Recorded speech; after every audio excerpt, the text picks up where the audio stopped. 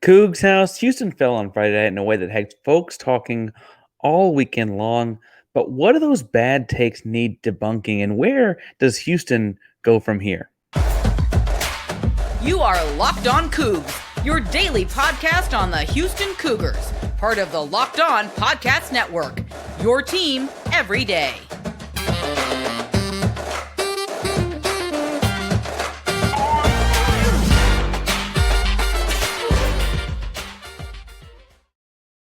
Welcome to Locked On Cougs, daily podcast all about your Houston Cougars. I'm your host, Houston-born teacher and coach Parker Ainsworth, and whether you're a Houston fan or just a hater who came to stop by, and I think there's going to be a few of those at this one today.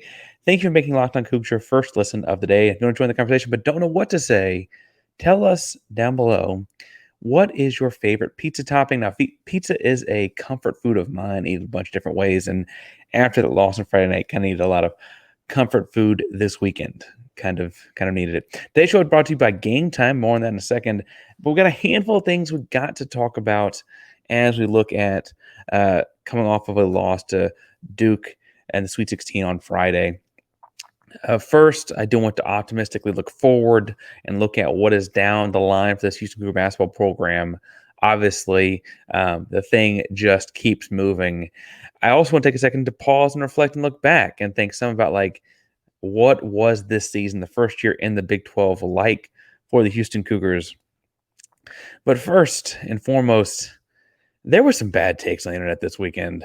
And I have to say that losing will do that to people, right? You'll hear some bad things and some rough things. I did see someone reposted that Malik Wilson's mother was commenting that it was kind of hard to be a mom of a player with all the stuff that was flying around on the internet. Malik obviously being asked to play some backup point guard role type of minutes in Jamal Shedd's absence in the Duke game, and not his most natural position. He does a lot of things well, and I think some of the takes out there were a little harsh for a college age kid trying to do his best to help the team win. Again, they lost by 3 points. Houston fell to Duke 54-51, losing All-American first team consensus Jamal Shedd 13 minutes in.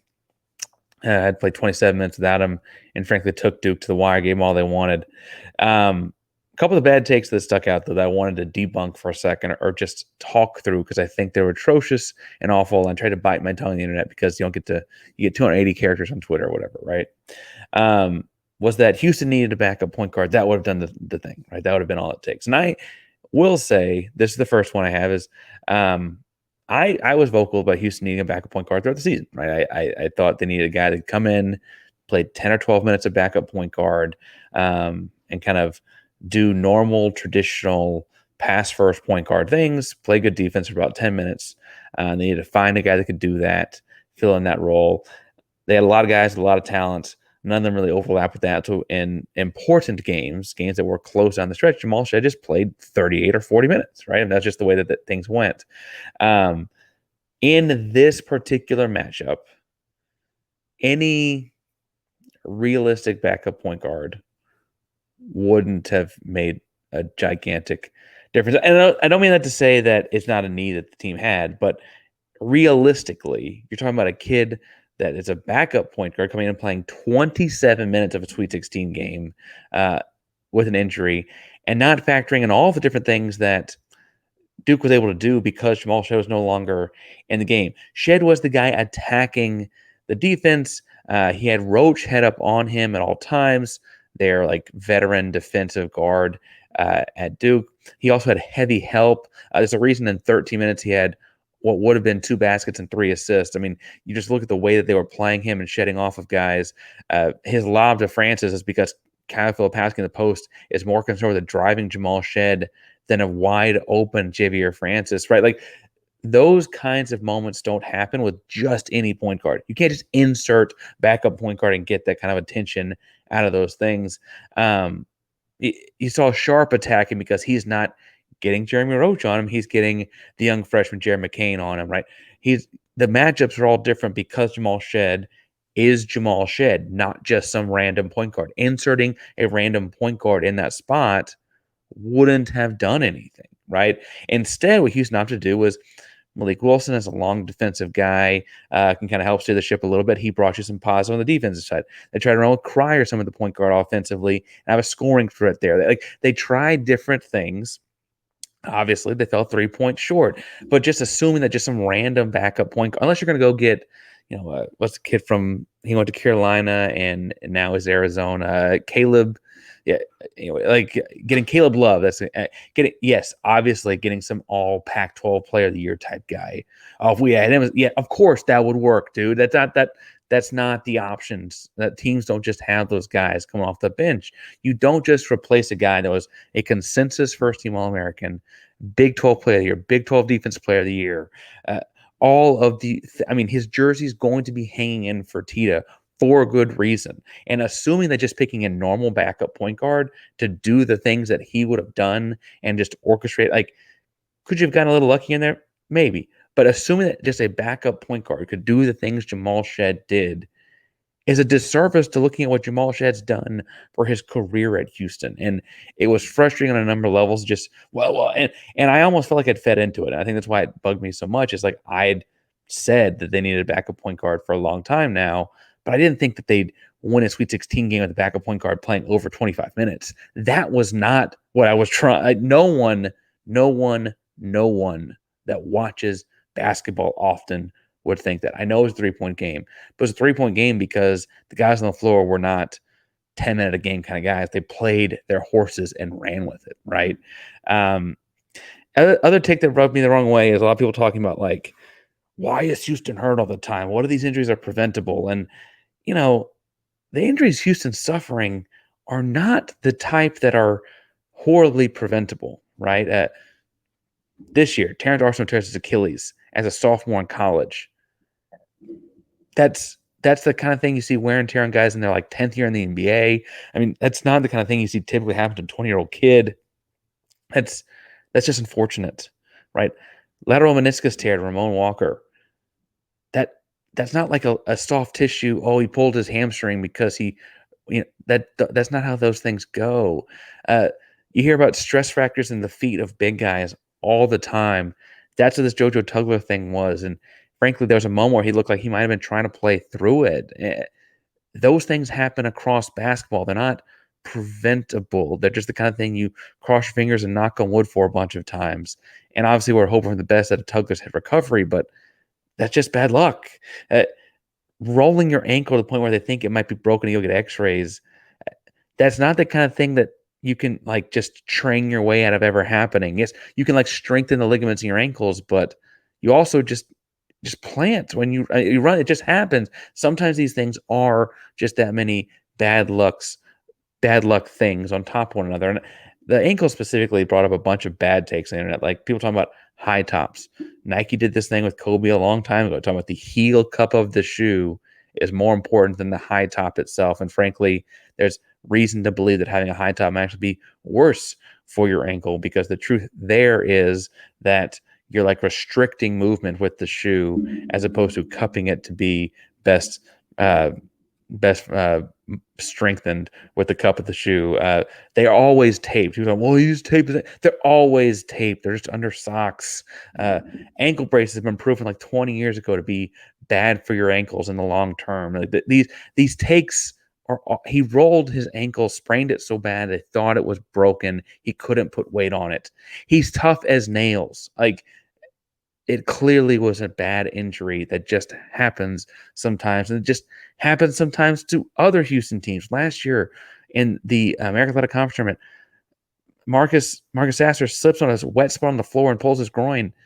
It's a wet spot on the floor because someone fell down earlier. Like that just happens. There's no preventing that. It just happens. Tremont Mark with the shoulder injury that he tried to play through and then re-aggravate, had to have surgery, or the Sasser toe injury the year before. Like, those things just happen, and they're unfortunate, and you hope they don't happen. But the idea that there was something that Houston and the staff and no, they've got the best people in America working on it.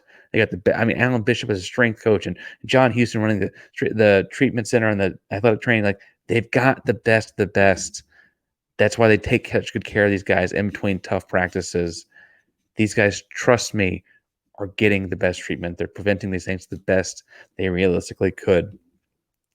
I also would point out for people to say like, well, they're going too hard at practice, whatever, and there may be something to the effect of like going hard every day means that there's a lot of like minutes spent on your body where other programs don't. But going hard every day is also what makes Houston good, right? You can't just flip a switch and be as good at defense and be as good at the culture kind of things, the hustle, the diamond. You can't just flip a switch and do those things. You've got to practice them. And you're not taking those things out of practice is going to make you a worse basketball team. So that seems like that just doesn't make any sense. And the last one on Sunday, um, when Duke lost to NC State and NC State's going to the Final Four in the Elite Eight game, people were talking about like, and I'm running a little long here, but people were talking about like, honestly, you know, if you beat Duke, you had to go play NC State, and Duke lost anyway, so you'd have lost. I know it's a big deal, and that's when I say matchups matter so much. A healthy Houston team matched up so well against Duke was going to win that game. A healthy Houston team matched up great. I mean, Jamal Shed covering their point guard, Jawan Robertson, physicality of he and Francis, if we're talking healthy, of JoJo Tugler all inside with what's the big fella's name, DJ Burns. Like that matchup was in Houston's favor as well. And so to talk about like, transitive property kind of things, like we know basketball doesn't work like that. And it's really, really unfortunate to see. And it's frustration. It's upset about the way that things ended, but it was frustrating to see on my end as well to see that kind of thing happen. I thought we'd come a long way as a fan base talking about basketball the week, and then over the weekend, I thought we took a step backwards. I digress. I want to talk some about looking back at the season with a more positive light. But first, you need something to do right now, right? There's no Houston Cougar basketball to go to. There's no reason to go watch Final Four. At least my bracket's toast. The Cougars are out. I guess the Rockets going on. The Astros are going on. All kinds of other things are going on. And if you need to go find tickets, you can go find them at Game Time, because right now Game Time is doing all kinds of cool things on the app. So download the Game Time app today and check out. You can see what this view looks like from your seats. You say, I want to pick roughly this row in this section. Let them pick it for you. You get an average of 18% savings. All kinds of really cool things to see in and around Houston or wherever you're at right now. Concerts, theater productions, comedy shows, other sports, whatever's going on, you want to get your mind off of the fall and Houston Cougar basketball season. Go check it out and find some tickets at Game Time. Download the Game Time app today. Use code Locked On College for $20 off. Again, that's Locked On College, LOCKEDONCOLLEGE for $20 off your first purchase.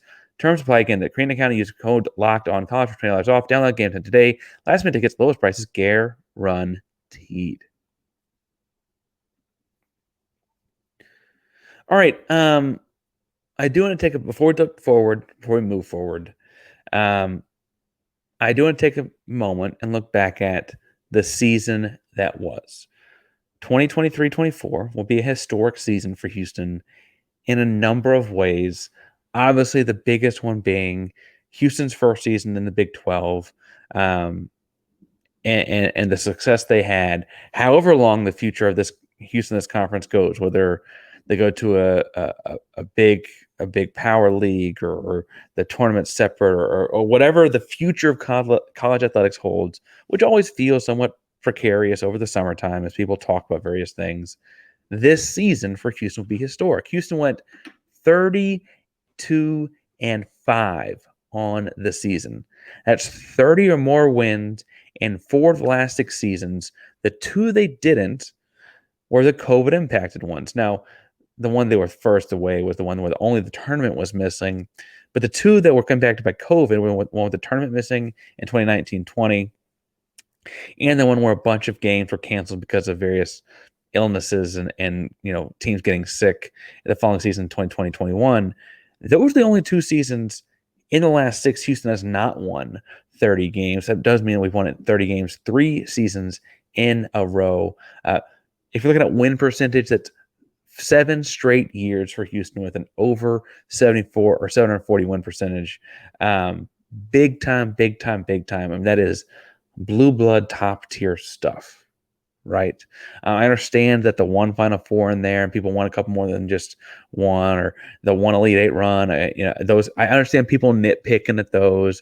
But on the whole, over the body of work there's the regular season, Houston has been as good as anyone could be in America over the last really 7 years, right? 17-0 for Tita this season. Again, 32-5 on the year, 17-0 at home, 17-4 in the Big 12, counting the Big 12 tournament. They did not, there was no Big 12 team Houston didn't play and did not beat, right? Yes, they lost to TCU on the road, Iowa State on the road, and Kansas on the road.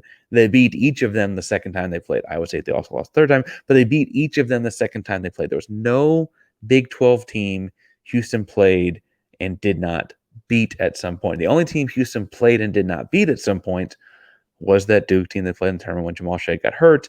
And they played that game, best of 7. I'm not sure that wouldn't have gone a different way either. It was Houston's 5th straight Sweet 16. 5 straight Sweet 16s. Obviously, the no tournament 2020 means that streak goes back to 2019. That's impressive in of itself. Multiple weeks spent at number 1 in the country in the AP and coaches polls. That's 2 years in a row for that. You got to go back to 5 Slam and Jam to find the last time Houston did something like that. Everyone in the Big 12, or everyone in the starting 5, was at least honorable mention all Big 12. Obviously, with Jamal being first team headlining the thing, Jamal was also Conference Player of the Year, Defensive Player of the Year. Kelvin Sampson was Conference's Coach of the Year. JoJo Tugler made the All-Freshman team as the 6th man. Lots of end-of-season awards for Houston as they kind of ran through the Big 12 Conference from start to finish in their first year in the conference. Now, again, when we think about ways to remember the Sampson legacy, I should say the Kelvin Sampson legacy, because I think we're eventually going to be building one for Kellen as well, right? This first year in the Big 12 and all of the successes they had is going to be monumental in that.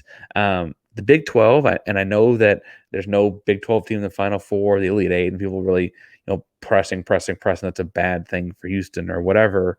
The truth is, the Big 12 had a lot of self-inflicted stuff this season. I mean, obviously, Kansas had their injuries, Houston had their injuries, et cetera, et cetera. And for what it's worth, and somewhat of a sidebar, had Houston not had an injury, I feel fairly confident they'd have a team playing in Phoenix next weekend, but I digress. As Houston looks to continue to control what is the best conference in college basketball, right? Certainly the deepest conference in college basketball, like a tremendous accumulation of basketball talent in the Big 12, right? That Houston was able to bring their culture in and come in and take control of the conference in year 1 is kind of going to set like a standard, a blueprint. It's going to create the story of Houston in this conference in basketball for a long time. And, again, the future of college sports always feels precarious. Always about what conference is going to be what and da. And with the Pac-12 folding more or less, it does seem like those conversations are more real than they might have been 5 or 6 years ago.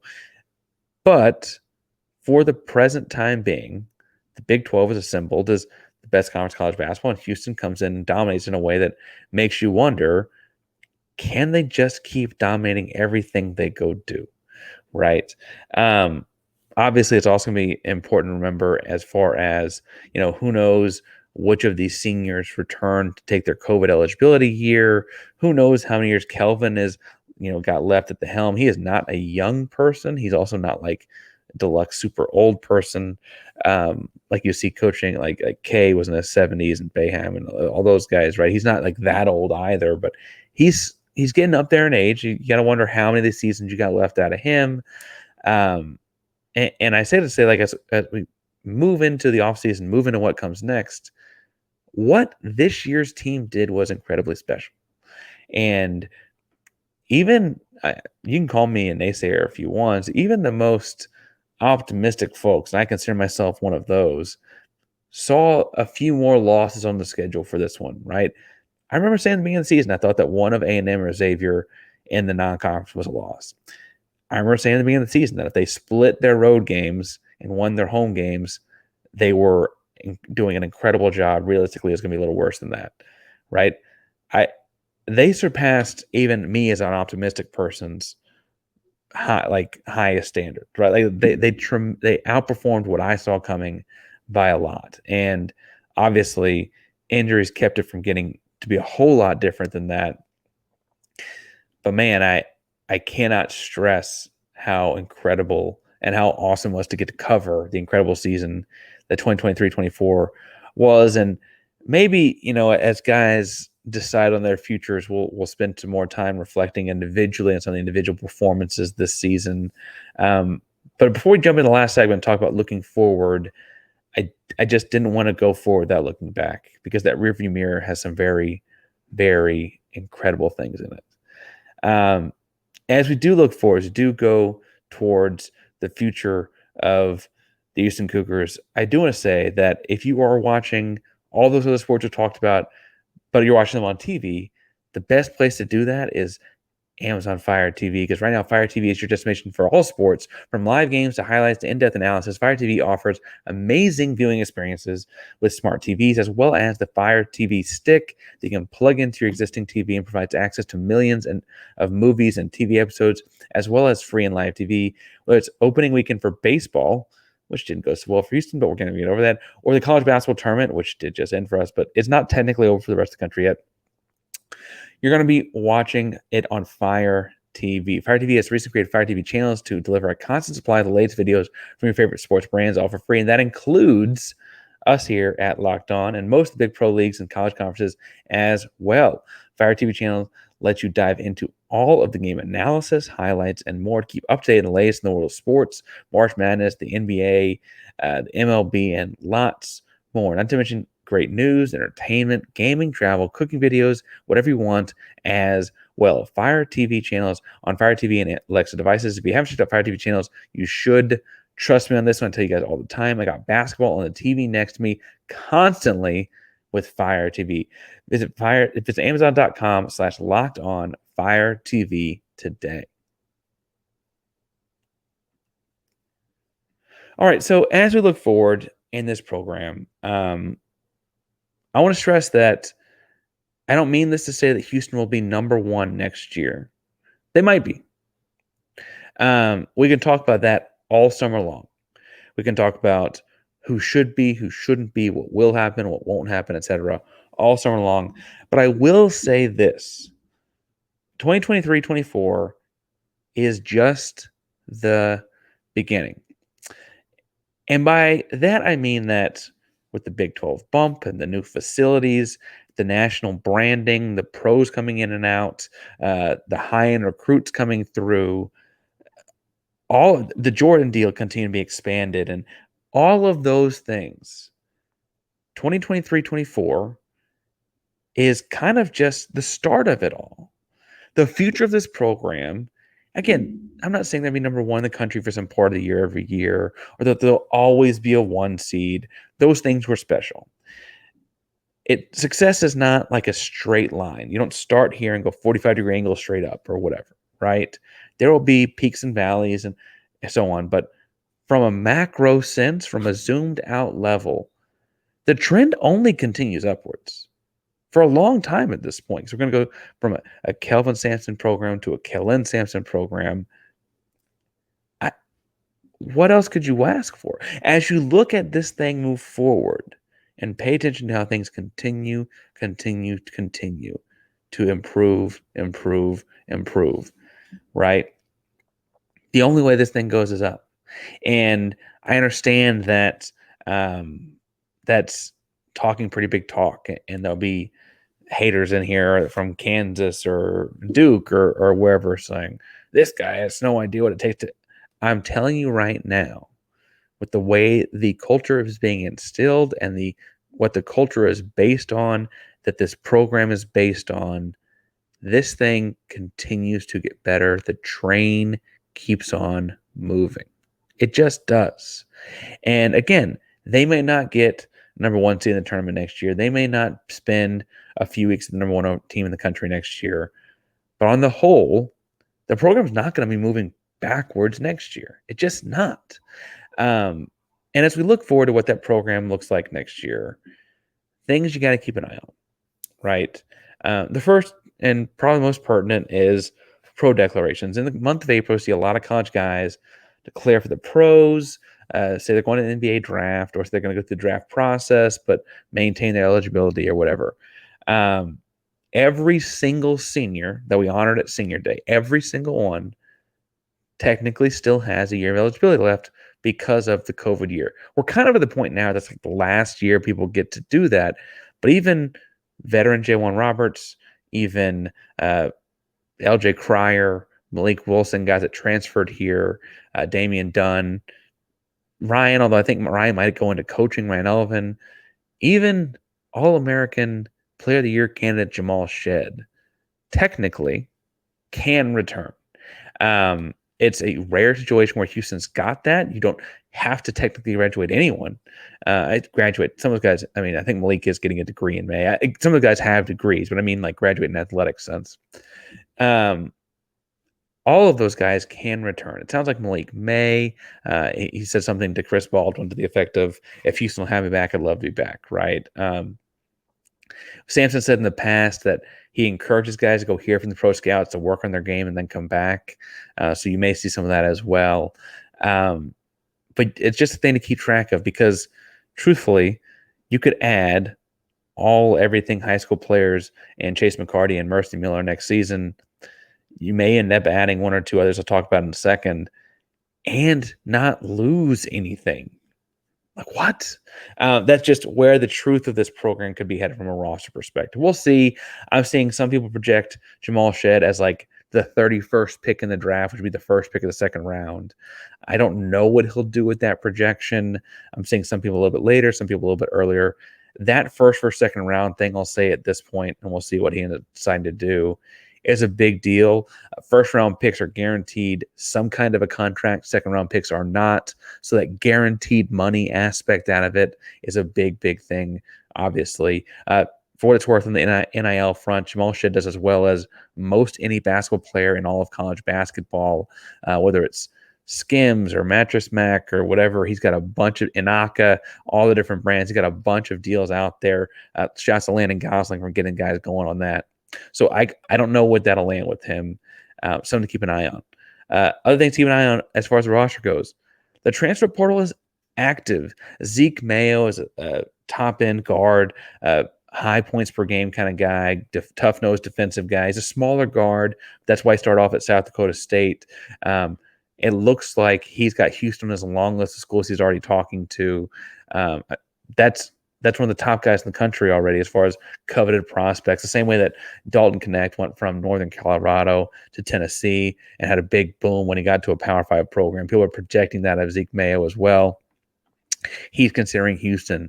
For what it's worth, I've seen him as a 4 and a 5-star, but Liam McNeely from the DFW Metroplex has been playing for the Montverde Prep Academy program in Florida. He was committed to Indiana for a long time, and he decommitted and has recently said amongst the schools he's heard from, Houston's one of them. The roster's going to have new faces on that we may not know of right now, I guess I'm trying to say. And it's up to the Sampsons and Taquanis and all those guys to kind of piece together what that looks like as you lose certain guys to the NBA, or as you lose certain guys like Ryan to coaching or whatever, right? How do you replace those guys? How many spots do you really have, et cetera, et cetera. And for what it's worth, we got surprised last year with Tremont Mark transferring out, right? I say all to say that it may be you got a guy that thinks that he can play a bigger role in a different program, which has always been the vibe I got from the Tremont thing, but he and I haven't talked, so maybe I'm wrong there. You could see that happening again as well. And I have to say that, like, we were surprised a little bit last year. Not many guys do that from the Houston program, and Sampson's very proud of that. As you continue to move this thing forward, it's hard to imagine that you're in a world of college basketball like it is now where you don't ever have that happen. I don't think it'll happen often. I don't think it's going to be like the way you've seen other programs pull in. Like Alabama has like 8 of their 11-man rosters new this year. I don't think Houston will ever be that. But I do think it's also facetious to assume that it'll never happen to you. So keep an eye on all the roster movements. Last but not least, and I think this may be as big a gut punch as a roster movement, um, there are a lot of head coaching positions open across college basketball. Power 5 positions like Oklahoma State, Group of 5 positions like Utah State. Um, keep an eye on who is getting called for those jobs. Um, First of all, we've lost guys to Lamar's and stuff of the world like that too before. But Casey Beard and Quantis White, and to some degree Hollis Price as well, are names that frankly deserve a shot at head coaching at these other programs. I mean, they're dang good. And I say dang to not say worse things. Assistant coaches and a part of the culture we've built here at Houston, right? Um, you you're going to see other programs want to build similar cultures. They're going to find ways to bring those guys in, right? You'll probably also see Kellen linked to some. You know, Kellen have to get a heck of a deal to not stick around at Houston and be the coach in waiting that he is here, but it could happen, right? You'll probably also see Kelvin linked to something if some major firing happens, but that ain't happening. He ain't leaving. I say to say that like the coaching staff could also look different next year. I mean, the kind of stuff Casey Beard does behind the scenes when you start looking at like all different scouting and game plans, and frankly, just hearing Kelvin talk about him, the culture piece when they were in Oklahoma this year, talking about Quantis and Hollis bringing the stuff from when they were at OU playing for Sampson into this program and the smooth transition that was. I mean, why wouldn't Oklahoma State want to go get Quantis White, right? I don't have any linking thing connecting them, but the coaching staff could look different too next year. And that's part of being a program, the big time program Houston's growing into, is you've got what people want. And so they're going to come try and take it. And power to them. Again, those guys on the coaching staff deserve a chance to be a head coach. They deserve the big payday. You're not going to get hard feelings from me unless you're like a Big 12 head coach or something. Then we'll talk a little bit. But I digress. Mostly rooting for you unless you're playing Houston, right? Whatever the changes are, whatever the changes that happen may be, we're going to be breaking them down each and every day here at Locked on Coogs. So thank you for making us your first listen. We're doing giveaway every 500 subscribers on YouTube. We're over 2,100, approaching 2,150 right now. So hit subscribe. Help us get there. Like and comment the video to let us know you're in that contest. Thank you all so much for making Locked on Coogs your first listen of the day. Locked on Coogs is a proud member of Locked on Podcast. Some of them is your team, our Cougs, our Houston Cougars, every day, even the ones where basketball season ended a little early. Go Cougs.